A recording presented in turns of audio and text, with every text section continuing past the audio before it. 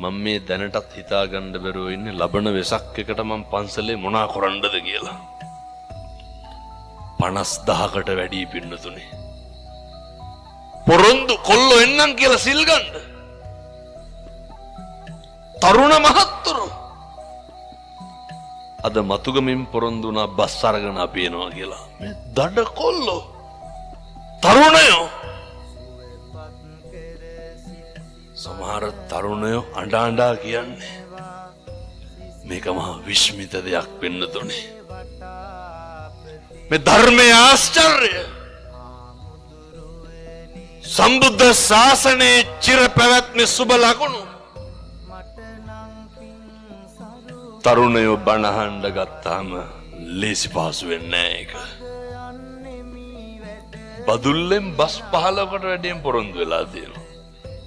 මේ සේරම මේ ටවුන් වල ඉන්න කොල්ලෝ.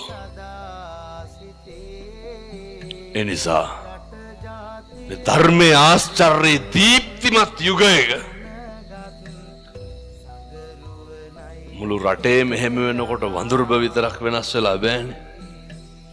මම මේ කියන්නේ බස්සරම් පන්සල සිල් ගන්න දෙන්න කියලා නෙමෙයි හොඳේ. දැනටමත් පාලනයෙන් තොරයි. මට වැඩිපුරම ආරාධනා කරන්න එන්නේ කවුද?